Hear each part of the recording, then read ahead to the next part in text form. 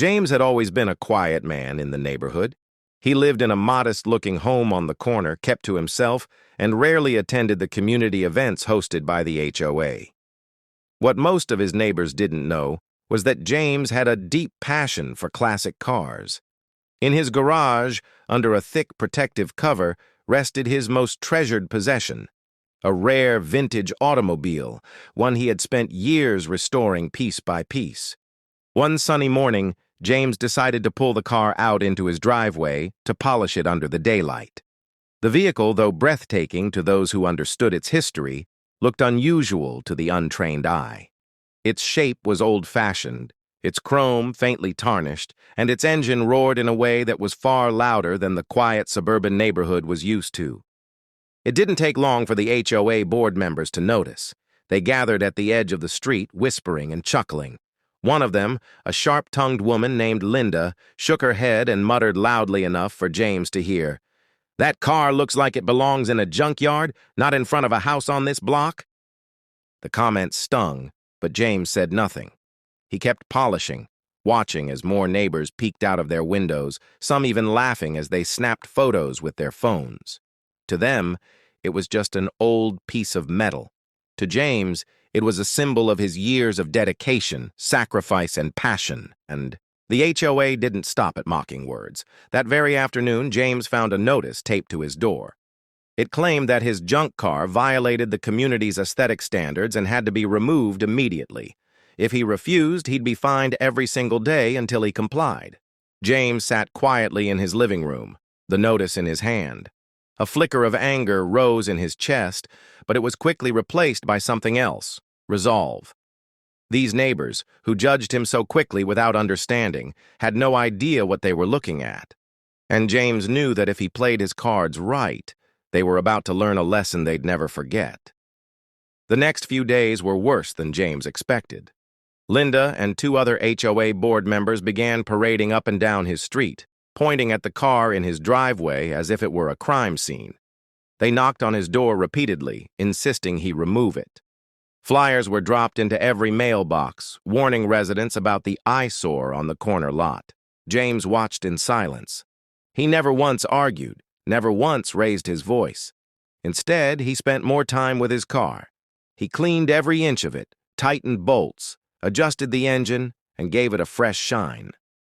The more the HOA mocked, the more determined he became to let the car speak for itself. Behind the scenes, James began making calls.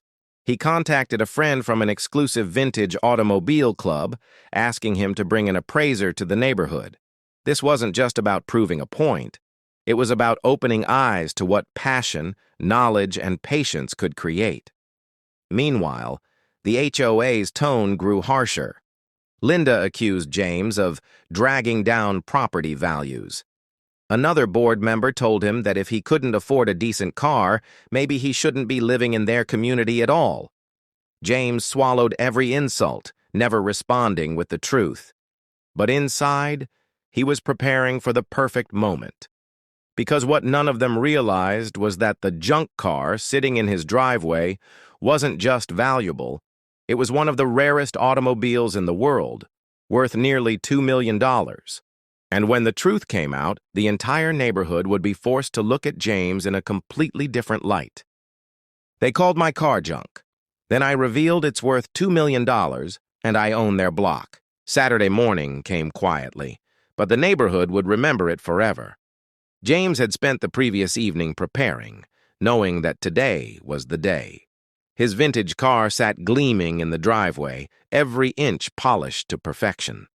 The chrome sparkled under the sun, and the engine purred smoothly after his adjustments. As expected, the HOA arrived early.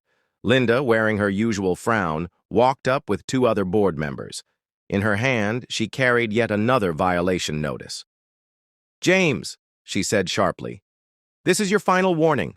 That car is lowering the standards of this community. Either move it or face fines you won't be able to pay." James didn't flinch. Instead, he calmly replied, "I was waiting for you. Please stay a moment. I have something to show you." Before Linda could respond, a sleek black SUV pulled up to the curb. Out stepped a sharply dressed man carrying a briefcase, an appraiser James had called days earlier. Behind him, several members of an elite car collectors club arrived, their excitement impossible to hide as they approached James's driveway. The appraiser walked slowly around the car, his trained eyes studying every detail. Neighbors gathered, whispering, craning their necks to see what was happening. The man finally cleared his throat and announced, "Ladies and gentlemen, what you're looking at is a rare classic.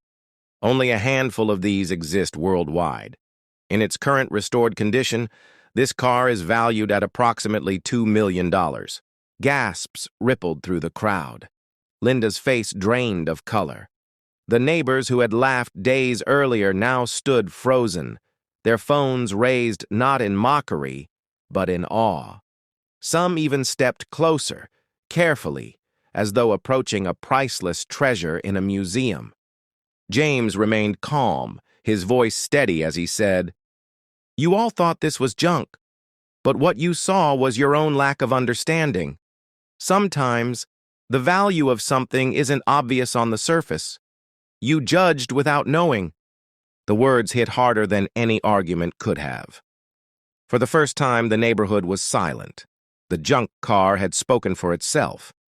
In the days that followed, the atmosphere in the community shifted dramatically. Neighbors who once mocked James now greeted him with wide smiles and nervous small talk. People who had never invited him to barbecues suddenly extended friendly invitations. Even Linda, once the harshest critic, attempted to smooth things over, dropping by with a plate of cookies and a forced smile. But James hadn't forgotten the humiliation. He accepted their greetings politely but remained distant. He knew their kindness wasn't genuine. It was rooted in awe of his car's value, not in respect for him as a person. Then came the twist none of them expected. During the appraiser's visit, one of the car club members, who happened to be a wealthy investor, struck up a deeper conversation with James. That conversation revealed something the neighborhood had never imagined. James wasn't just a man with a rare car. He had quietly been investing for years, and he owned several properties in the area, rental homes, empty lots, even part of the very block where Linda and her friends lived. When word spread that James was not just their neighbor but their landlord, the neighborhood buzzed with disbelief. How could the man they had dismissed as the one with the junk car actually be the quiet force behind much of their own community's real estate? Linda was the first to confront him. You own these houses?" she stammered, unable to process the truth. James nodded calmly. "Yes, I've owned them for a while. I never mentioned it because it wasn't necessary. But I think it's time you all understood that appearances can be deceiving. Not just with cars, but with people too." The shift in power was undeniable. The same HOA that had tried to control James now found themselves embarrassed, humbled, and completely outmatched.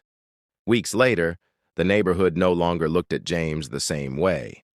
His car, once the subject of ridicule, became a local attraction. Children asked to take pictures next to it, and even the harshest critics whispered admiration whenever he drove by. The HOA, once eager to fine him, now tiptoed around his presence, careful never to cross him again. But James didn't use his new influence to gloat. Instead, he remained the same quiet, hard-working man he had always been. The difference was that now the neighborhood had learned to see him for who he truly was, not as someone to mock, but as someone to respect. At the next community meeting, James stood up and addressed everyone. "When you called my car junk, you weren't just insulting the vehicle, you were insulting the years of effort, patience, and passion that went into it. This community can only thrive if we respect one another, even when we don't understand each other's choices." The room was silent, but many nodded, their faces filled with guilt and understanding. Linda, once the loudest critic, lowered her head in shame.